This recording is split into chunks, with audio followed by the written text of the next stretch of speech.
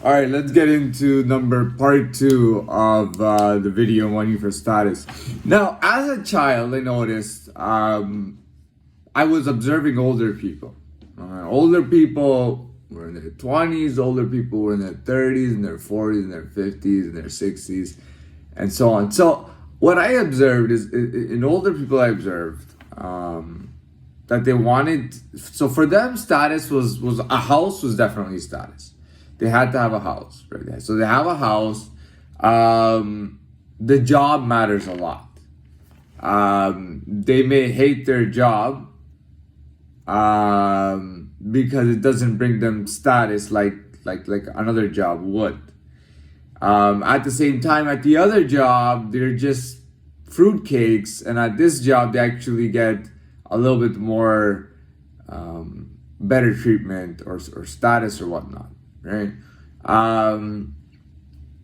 So the job is important for status, right? It's not, and here's the thing, job status doesn't always have to do with money.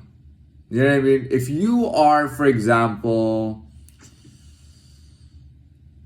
I'm trying to think about something. If you're a firefighter, you might not be making $1 million, but you have a lot of respect as a firefighter, as a paramedic. If you're a paramedic, people respect you like crazy. When you tell people that I'm a paramedic, I'm in emergency services and I'm a paramedic, people respect you a lot. Holy shit, this guy is, or this girl is saving lives. You get a lot of respect. You know what I mean? Sometimes your culture, influences what you're gonna do. So, some people say, if you're black and you have a university degree and a professional job, you're seen as very like you're like really good in I guess in the black community. And there's all sorts of stuff, that that would be never ending. But money for status just goes into a lot of things. I'll be honest with you, I never thought money was the number one thing to me. It never was.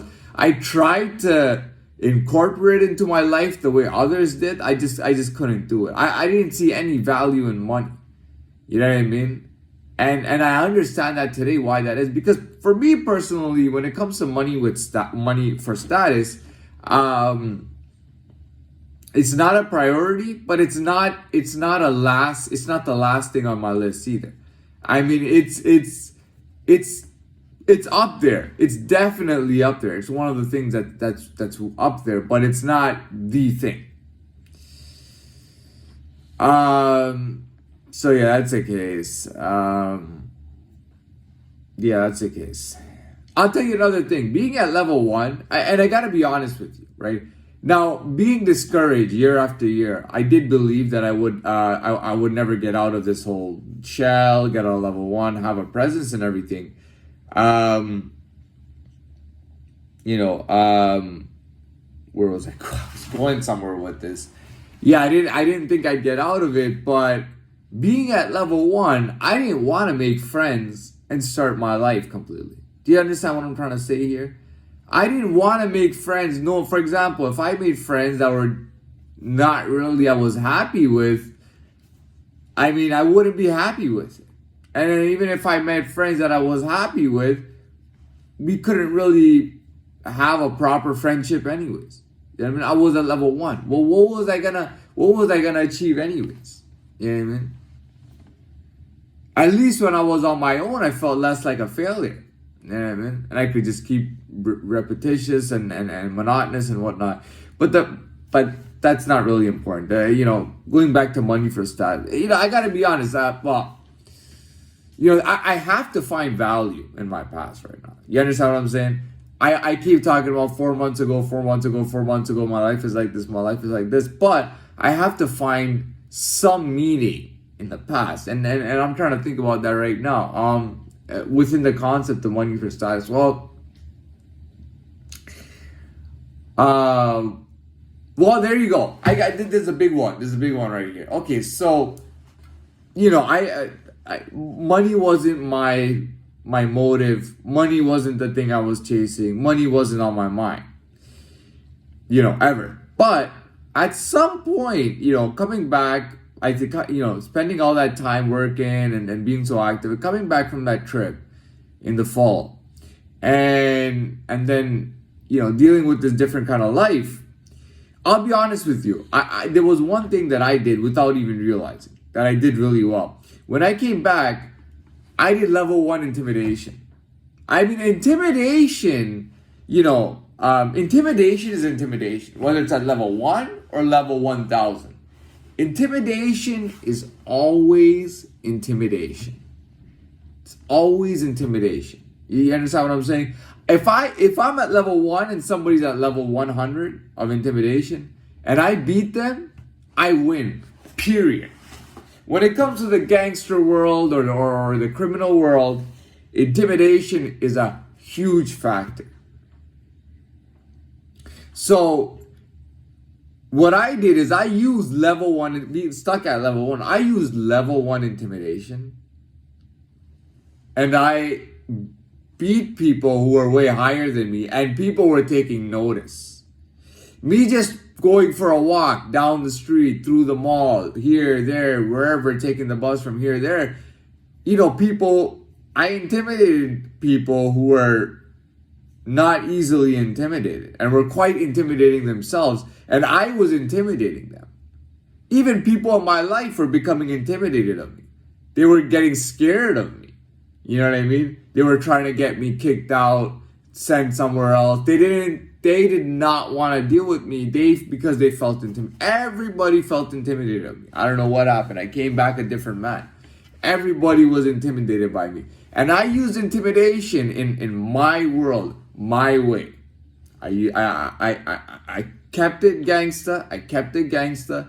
I intimidated. I used it like a tool, like I said, I was using a kind of like a cheap trick, intimidating everybody. It's just that my cheap trick had gotten stronger at this point. By the time I was 24 years old, even though I was at level 1, I had done so many things at level 1 and explored so many things that I had actually become stronger. Even though I was level 1 beating guys at level 6 or 7. And my intimidation game was so strong. Over time, I had intimidated so many people. I had scared so many people that the time came when I was ready to rob a bank.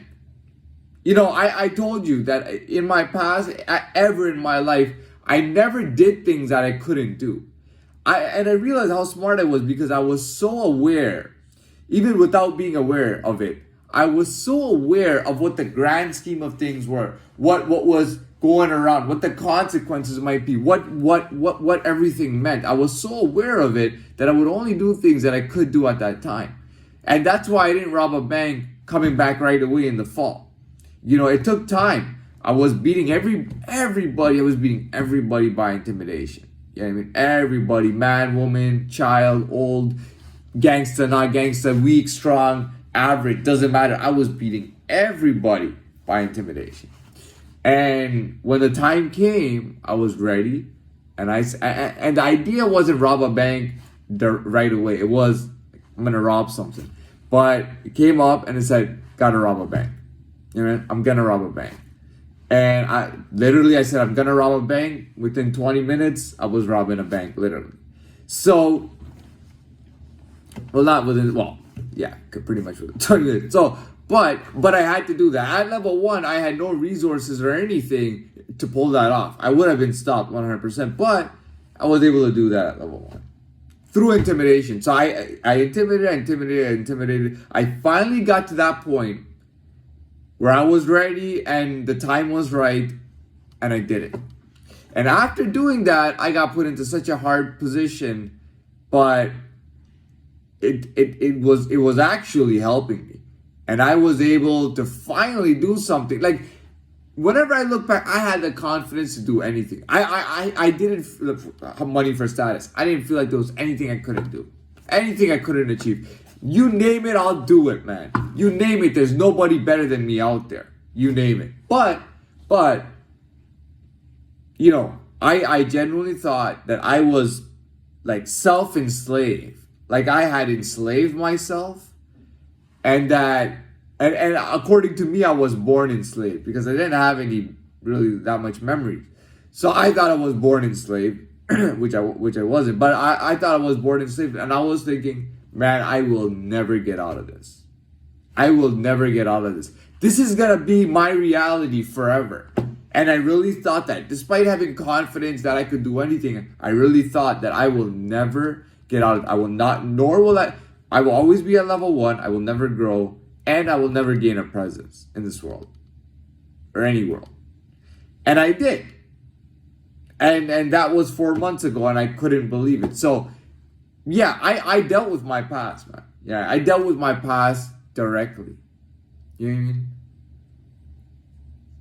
mean? And one of the ways I did it, about a year and a half after that robbery, I started going to the mall. Even 4 years after the robbery, I started going to the mall. And I go to the mall, and I just be on my move. And anybody that had ever known me, that had ever lived in that city, everybody knew this guy has become something that you don't want to fuck with. From past, whoever it was, everybody knew that do not fuck with this guy. All right. Anyways, I'm done. That was my second part of Money for Status, and I would like to say good morning again.